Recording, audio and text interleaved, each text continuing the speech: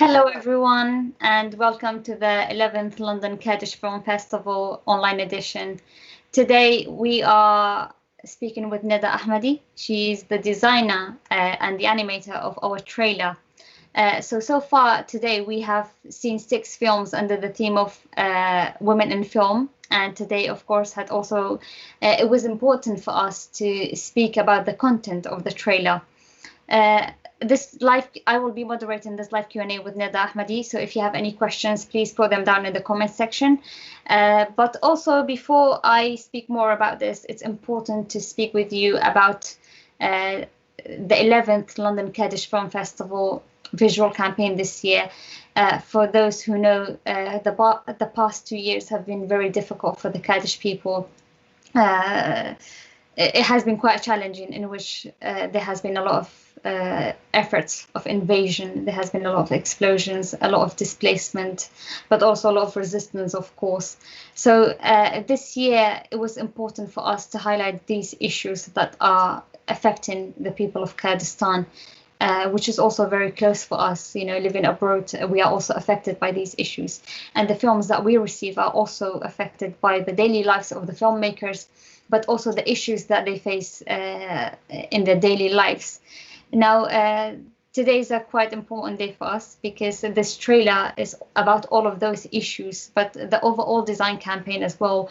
This year we have 6 themes, which is Beyond Borders, The Struggle Continues, Women in Film, Children in Film, Once Upon a Time in Kurdistan, and War on Screen.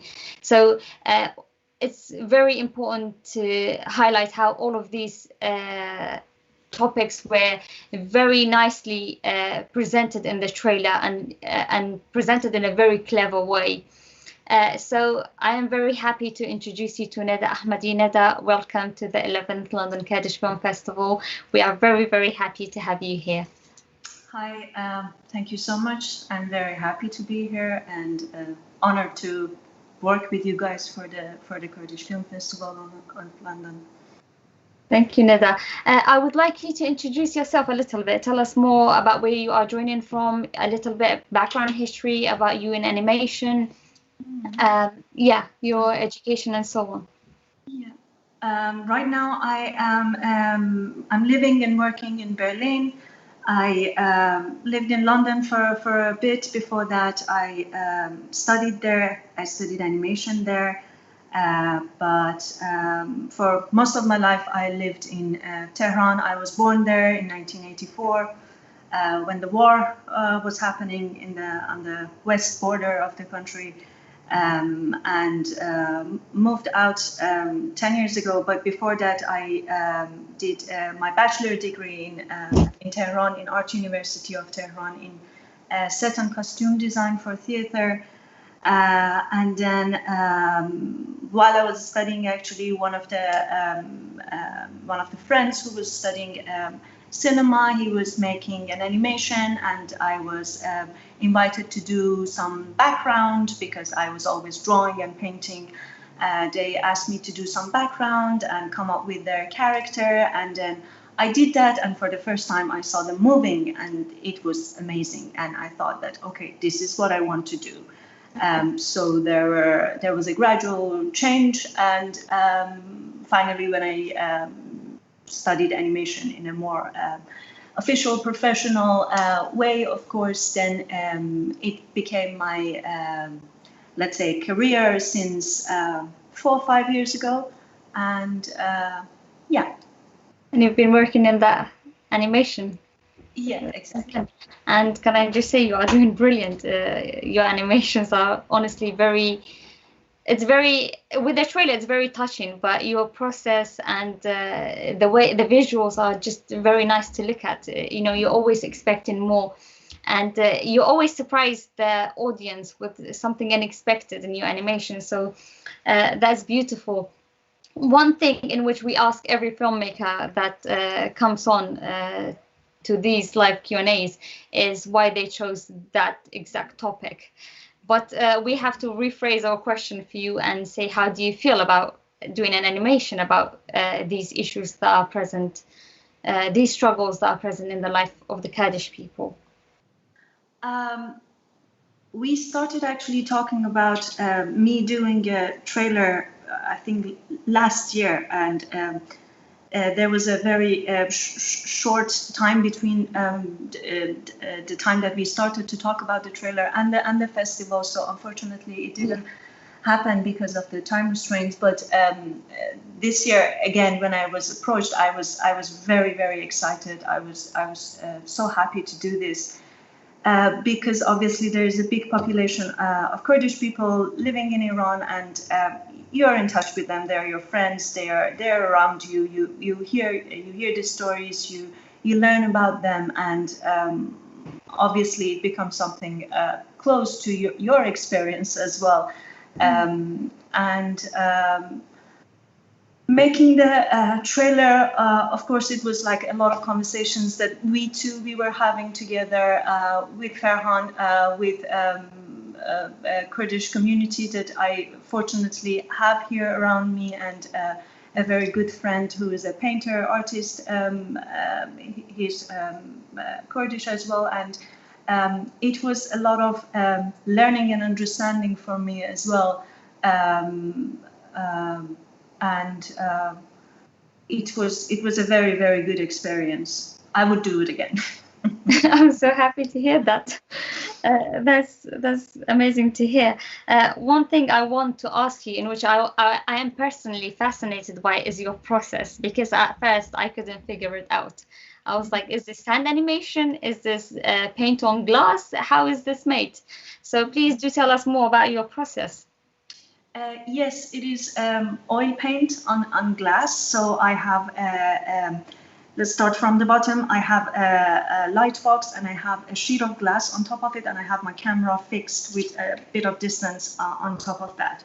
So I paint and take a picture, and then paint again, and then take another picture, and then at the end all these pictures are put together to make the perception or illusion of movement. It is a very labor-intensive process, but I wouldn't do it any other way, because there is a way of putting yourself, expressing yourself with this technique that I've tried other ways, and I couldn't find this,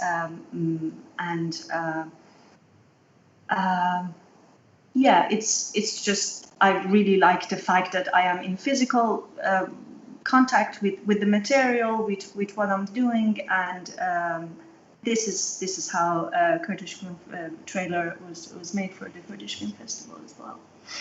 One question I want to ask you is how challenging is creating these animations, especially in terms of, for example, you are doing a project and, for example, there's a sudden change of idea. How do you approach those situations? Because animation is very time consuming. So I always try to, at the beginning, plan as much as possible, precisely. Of course, I leave a little bit of space for, let's call it improvisation while animating, and letting the flow of the concept of the maybe mood that I have myself come through in the animation as well. But first thing that we did start with was a storyboard after the concept, to know what is going to happen, so everyone would be clear, because as you said, it is like that if something is done or it's halfly done, it's very difficult to go back and fix it.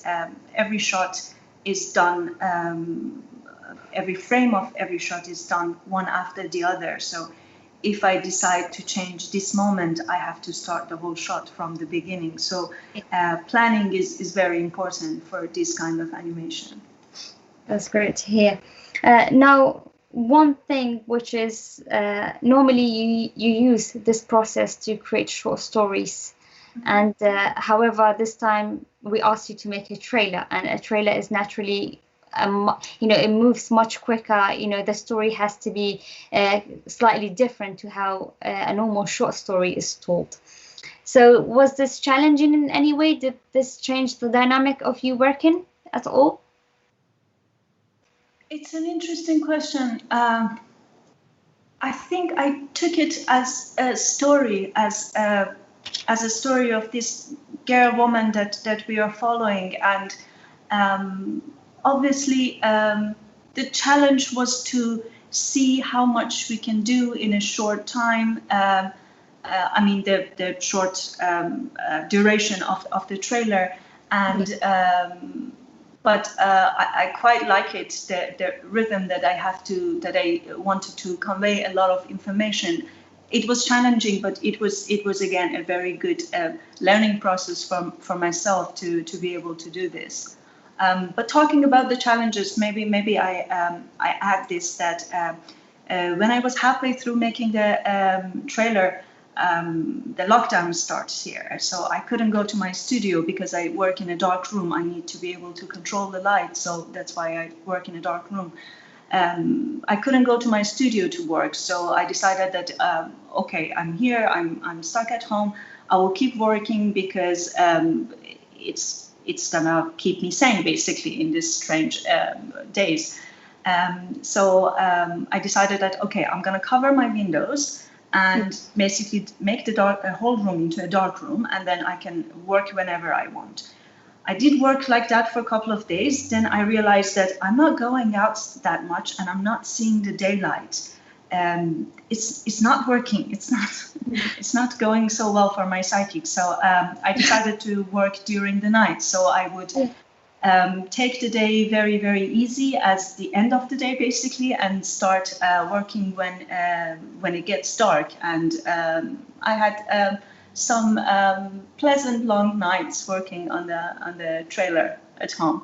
That's great to hear. To be honest, to tell the public a little bit more about this process, me and Neda have been in contact about this trailer, and yes, she started working during the lockdown on this, and I can understand how challenging it must have been for you, with a studio in a different location and your house, trying to turn it into a studio for yourself, and with this animation and all the equipment, taking it from one place to another. I think regardless, you did a brilliant job with the trailer. And the audience are seeing it before every film, so I'm very happy about that. It's a beautiful trailer, and it needs to be seen as many times as possible. Now, Neda, I would like you to tell us a little bit about your future projects or your current projects. What are you working on at the moment?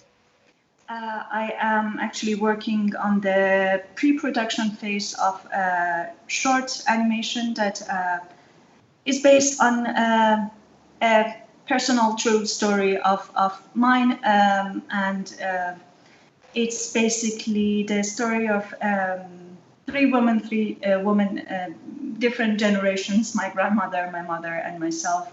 My grandmother was a migrant as well, and she passed away a couple of years ago, and then after that I learned more and more about her life and her challenges and her issues, and I felt very, very close to that, obviously. And then the idea of this trauma that sometimes pass on to the next generations came up, and then there were like more concepts when I was thinking about making the animation. Attachment, identity, fear of things that we are attached to, and it has been already almost a year that I've been working on it. Now I have, as I said, the pre-production phase is almost over, so hopefully I will start the production soon. It's going to be a long process, but I am very excited to start it. No, I'm very excited about this project, and I can't wait to see it. It sounds very interesting. First, because you are speaking about three different generations, but also because of this attachment topic that you spoke about, with all of us coming to, especially people who have come to Europe in a young age, they don't feel like they belong in Europe. They don't feel like they belong back home. There's always this sense of not feeling like you belong anywhere, but also belonging everywhere. So I personally am very interested in seeing a project like that. And also, I would like to ask our viewers at this point if they have any questions for Neda, please do ask them in the comment section, and I will be passing it on. I believe we have a question.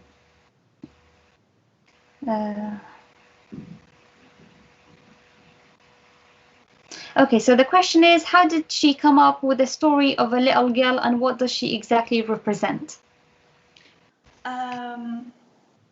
So if it means, if I understand it correctly, that why I chose a girl, I think it is mainly because a lot has been seen, told, and heard from the male perspective, and I think it is important that if we have the possibility to share our point of view as women who has been privileged to be able to acquire some skills to be heard, then it is important to share this point of view basically with other women and men.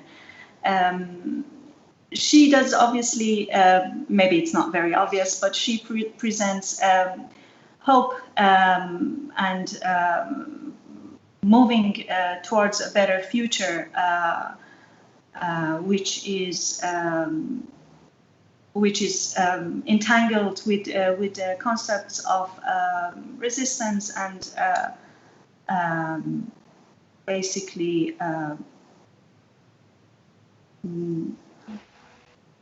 how she moves from looking at the daily life of her people, and then at the end she finds hope. That's basically her story, which is, I think, the story of a lot of people, Kurdish or not Kurdish, who are not living in the perfect conditions. Definitely, the child represents innocence and adventure. You know, she sees all these issues, but yet she continues and carries on, which is, you know, the situation with kids. So they never give up. And, you know, the trailer beautifully represents this young child, you know, seeing all this pain, but then still moving on towards happiness, towards resistance, and to the end to borders disappearing, which is a very beautiful, meaningful thing, especially when it comes to films. We have another question in regards to your trailer animation is beautiful, and how did you utilize various elements on color composition? I learned that yellow is the color of freedom, hope, and love as well in Kurdish culture. And the idea was to have this black and white imagery at the beginning to set the mood of the issues of the struggles that Kurdish people going through, and then with the introduction of hope, of as you said, this little girl not accepting that this is going to be her life, and there is a way forward, and she needed to seek that. The moment that she figured that out, I thought that more color obviously conveys this hope and moving to forward, shows it pretty well. So that was the decision for having black and white imagery and then more color at the end. Yeah, we have one more question, which is, what message do you give out by starting the trailer in terms of color? So it's more about the color that you have used in the trailer.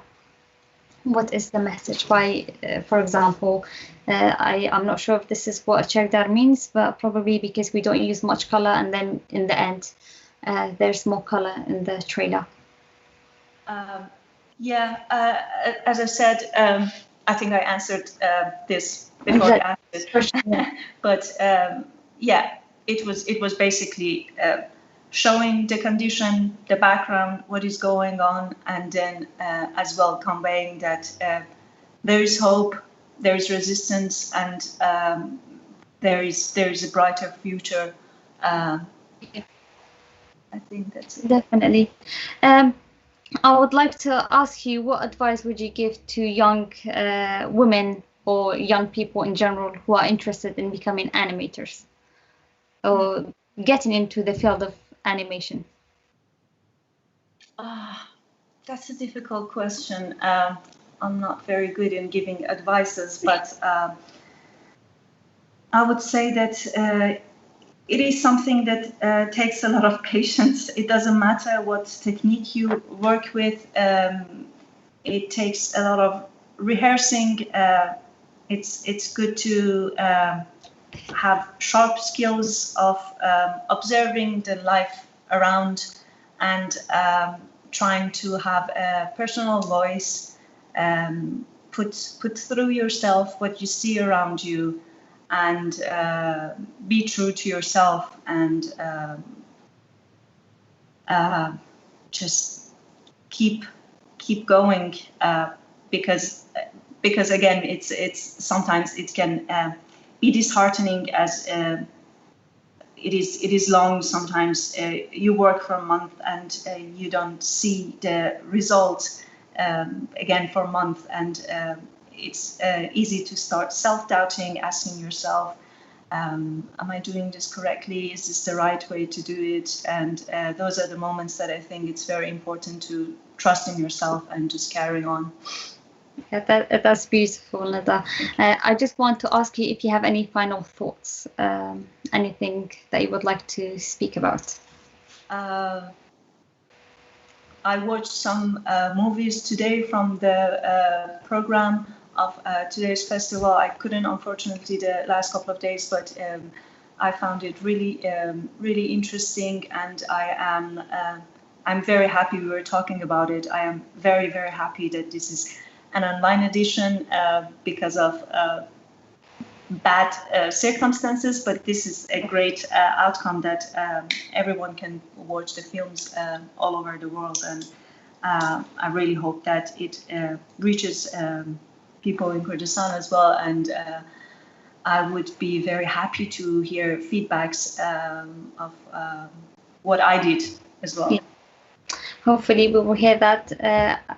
Finally, I would like to end it by saying that this year the poster, the trailer, the visual design campaign have all tried to touch on the struggles and the issues that the Kurdish people face that's out of their own hands. And we really wanted to show our people that we are aware of all these pains, and we want to show that to the people outside in a more in an easier way for them to take it. Academia is always not the best answer, and filmmaking and visuals are much easier to take on. For example, the poster is also about the same issues of, Kolbers smuggling for their own life. It's about a woman, and we wanted to make sure that the focus of this year was about women. We see that in the poster, but we also see that in the trailer, which is about a little young woman who seeks happiness, who seeks hope. And another important aspect of the visual design of the poster is that it tries to represent the hope that has been taken away from the Kurdish people, but also at the same time the happiness and women's resistance, but also through jewelry, because Kurdish women tend to wear a lot of colorful scarves and jewelry as a sign of I have not given up. Even at times of war, they still carry on with wearing their own necklaces, which is made of, which is called the mekhak, which is very beautiful. Although they are still in pain, they are still crying, they are still leaving their own houses, yet they still take care of themselves, and that is an act of resistance.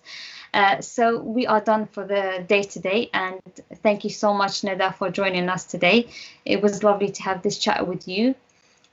So we look forward to hear about your future future projects hopefully soon and to look at them. So thank you so much. And I would also like to update our viewers that tomorrow is another day and we have another 6 films prepared for you under the theme of War on Screen. So please stay tuned, and we will be with you shortly tomorrow again. Thank you. Goodbye.